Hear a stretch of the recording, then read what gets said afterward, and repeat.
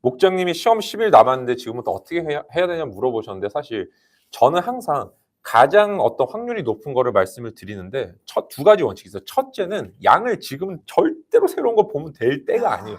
절대로 새로운 거 보시면 안 되고요. 두 번째는 내가 그래도 이번 시험과 가장 가까운 문제로 감을 높이는 필요성이 있을 때이기 때문에 당연히 지금도 기출로 마무리하는 것이 좋다라고 말씀을 드리고 싶습니다.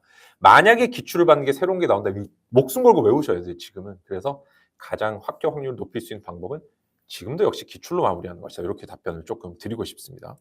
리즈 서원님께서 지금 현재 풀타임으로 일하고 있는데 해외대학 진학을 위해 공부를 시작하려고 해요. 일이 너무 많아서 퇴근 후 공부가 힘들어요. 덜 절실해서 그럴 거예요. 절대 아니에요. 이거는 굉장히 이제 하고제비라고 그래요. 경상도 사투리로.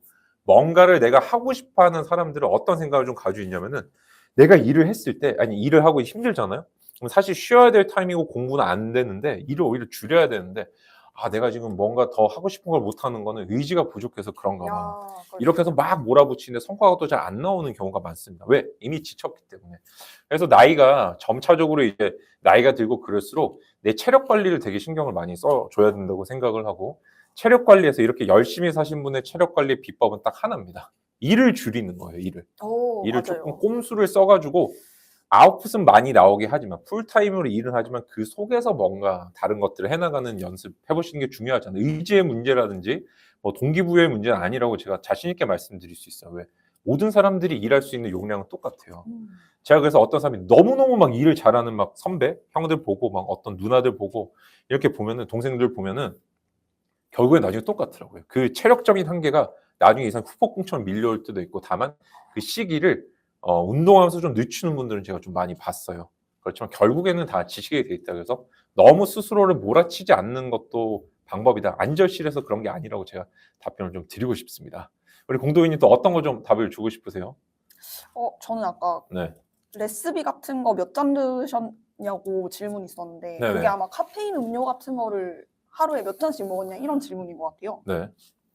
저는 카페인 음료는 자기가 수면 환경이 어떤지에 따라서 그 양을 조절해야 된다고 생각하거든요. 수면 환경에 따라서 네. 결국 카페인 음료를 먹는 게 잠을 깨려고 하는 건데 네. 그게 너무 과해지면 잠자야 할 시간에 방해가 되잖아요. 네네. 그래서 저 같은 경우는 카페인이 좀 잘 맞는 편이었어요.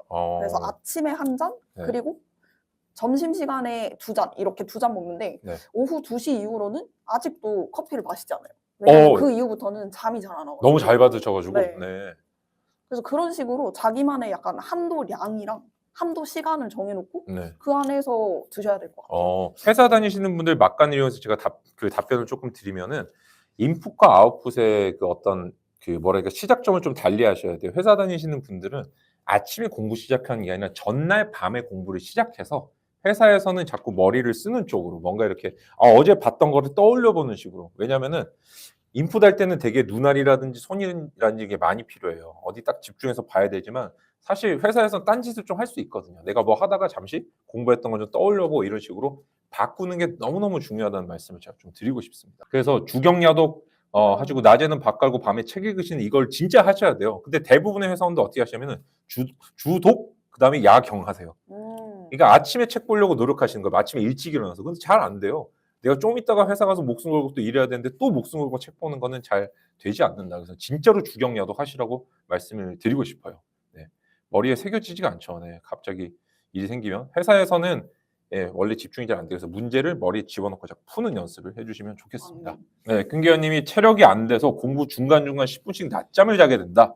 시험 치를 때 피로를 위해 낮잠을 안 자는 쪽 훈련을 해야 할까 어떻게 생각하시나요? 근데 낮잠 안 자면 이미 피곤하신 거 아니에요? 그런 것 같은데요, 지금. 그러면 자야죠. 왜냐면 네. 이거를 억지로 깨 있다가 피곤하실 것 같거든요. 이미 체력이 그 정도이기 때문에 체력을 획기적으로 못 올릴 것 같으면 네. 그 루틴을 유지하되 시험 치는 시간이 있잖아요. 네네. 그 시간을 피해서 낮잠을 잔다 이렇게 몸에 습관을 들이셔야 될 것 같아요. 시험 시간은 피하되 낮잠은 잔다. 네. 그런 식으로 가는 게 낫다. 왜냐면 그렇게 안 쉬면은 그냥 체력 자체가 안 되니까. 맞아요. 이게 체력이 쉽게 늘지 않아요. 네. 이미 10분씩 자는 거에 몸이 익숙해졌으니까 네. 그거를 막 함부로 바꾸는 거는 비추입니다. 그리고 이게 지금 또 어떤 분이 이런 질문을 주셨어요. 이름 뭐라 적지 님께서 경찰 시험을 준비하려는데 처음부터 기출을 보는 게 좋을까요? 아니면 기본서부터 빠르게 보고 기출을 보는 게 좋을까요? 이렇게 하셨는데 저희가 어떤 공부법 얘기를 할 때 항상 굉장히 큰 오해 중에 하나가 내가 오늘 공부를 시작했어요. 그러면서 갑자기 기출을 펼쳐요. 그러면서 안 읽어지네? 에이 이러면서 덮는 분들도 굉장히 많이 있으신데 여기 대해서는 또 뭐라고 혹시 얘기를 해주고 싶으신지 궁금합니다. 네. 이거야말로 네. 공도비 채널에 있는 기출 기본서의 관계라는 영상을 보시면 돼요. 여기서 이제 다시 한번 공도비 채널의 부흥을 위해 변호사님 채널에 팔지 않겠습니다. 아.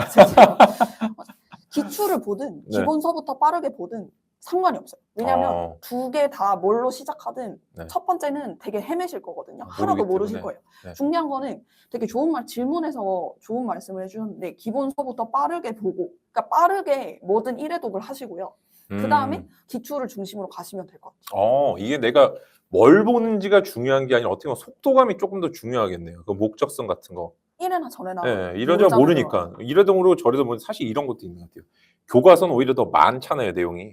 더 좌절할 내용이 많은데 기출과도 좀 적으니까 이렇구나 하고 그냥 넘기고 하면 되는데 꼭 문제 형태로 돼 있으니까 풀려고 하잖아요. 그러니까 영원히 모른다는 느낌도 많이 받게 되는 것 같아요. 그냥 그렇죠. 넘기는 게 차라리 낫다. 그래서 답은 뭘 보는지가 중요한 게 아니라 어떻게 보는지가 중요하다. 1회독은 그냥 빨리 본다. 예를 들면 빨리 본다. 그냥 일주일 안에 기본서든 기출이든 내가 한번 다 읽어보겠다 이런 목표를 가지고 그냥 쭉 읽으세요. 알겠습니다. 그것을 지금 추천드립니다. 좋습니다. 지금 이제 또 어떤 분이 호루님이 이런 또 질문을 주셨어요. 형사법이 실제 시험 때마다 새로운 문제 유형이 나타나서 대처가 힘든데 기출 해독만으로 커버돼. 이거는 제가 아주 솔직히 말씀을 좀 드려도 되겠죠? 드릴게요. 저는 원래 오늘 되게 따뜻한 말씀을 드리고 싶었는데 만약에 새로운 유형이 보인다 한다면 내가 공부를 정말 잘못하고 있는 거예요.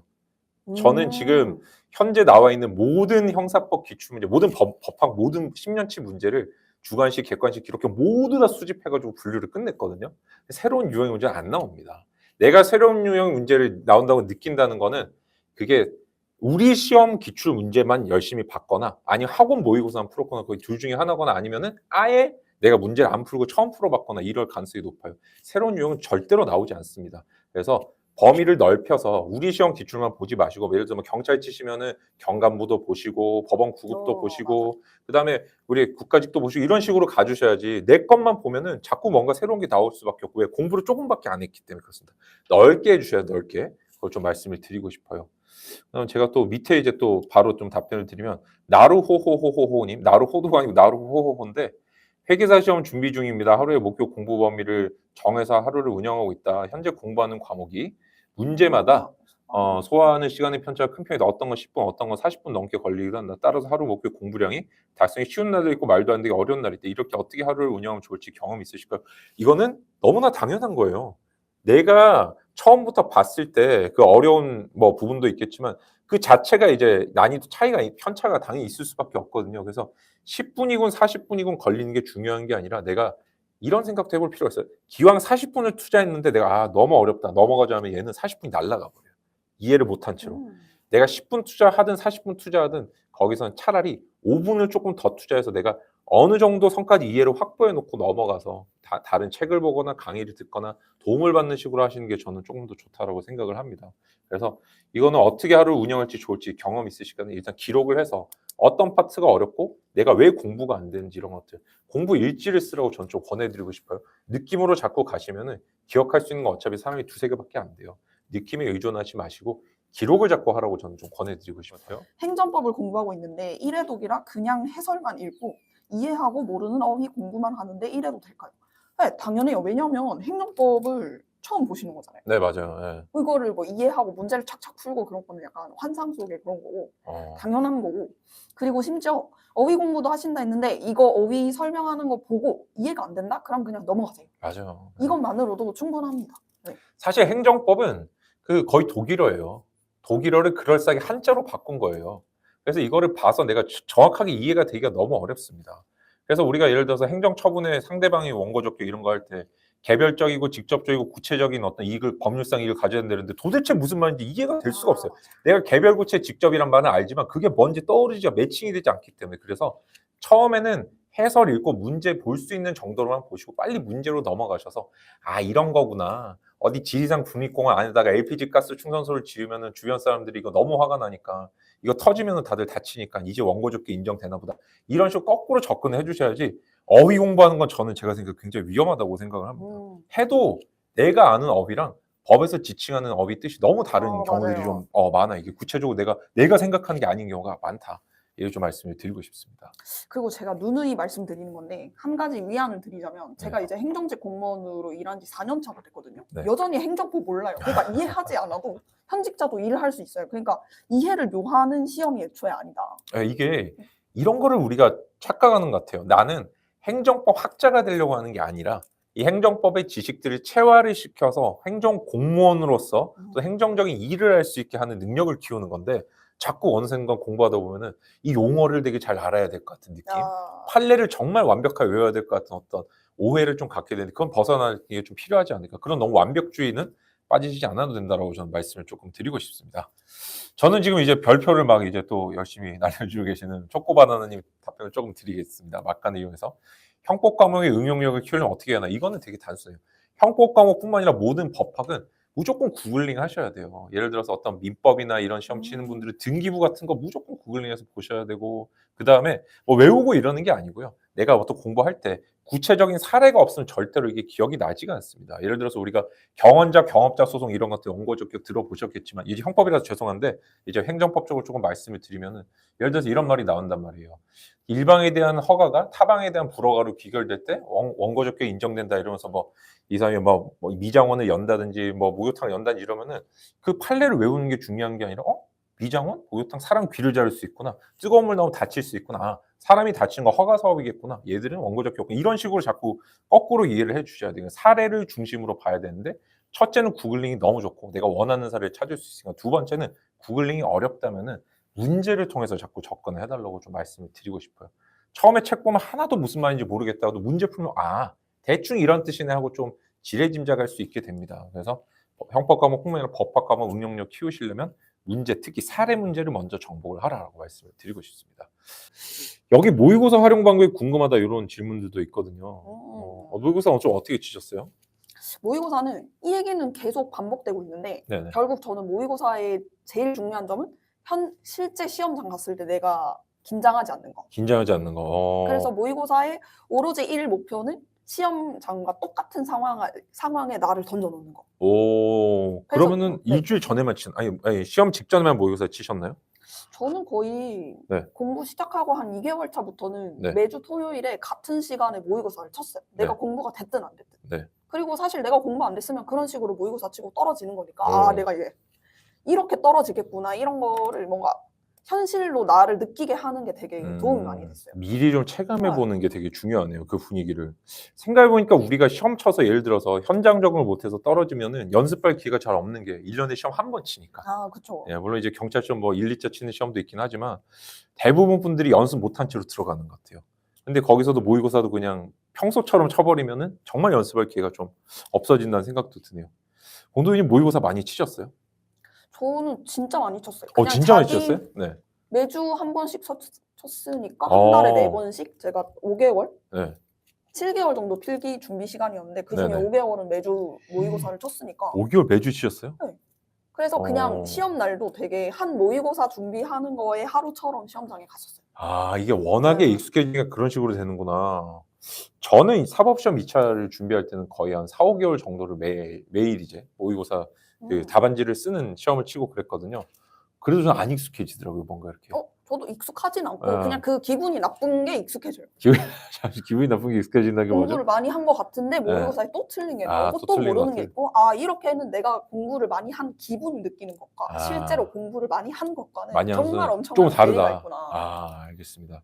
저 어떤 분이 공도민이 모의고사 문제 어디서 구했어요? 이렇게 물어보시는 분도 계신데 학원 모의고사 이런 거 보셨나요? 어떻게 하셨어요? 저는 학원 모의고사는 제가 듣던 방문각을 들었었는데 거기서 쿠폰을 한번 줘가지고 그냥 공짜 쿠폰으로 친 거 말고는 모의고사는 그냥 제가 기출문제를 뽑아가지고 비포 용제가 아니라 그 커다란 용제 뽑아가지고 그냥 제 나름대로 모의고사처럼 이렇게 세팅을 했었어요. 진짜 어디 모의고사를 가서 치신 게 아니라 그냥 이렇게 출력해서 진짜 시험지처럼 푸신 거예요? 네, 왜냐면 기출문제를 그때도 풀 수 있는 기회니까. 네, 기회니까.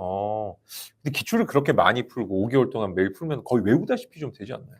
그런데도 기출을 받고 기출문제로 내 나름의 모의고사를 쳤으니까 사실은 이론상 틀리는 게 있으면 안 되잖아요. 원래는 그렇죠. 뭔가 다 맞춰야 될 것 같고 공도비님 저 그렇게 하면 다 외운단 말이에요. 이렇게 하는 사람도 있을 거예요.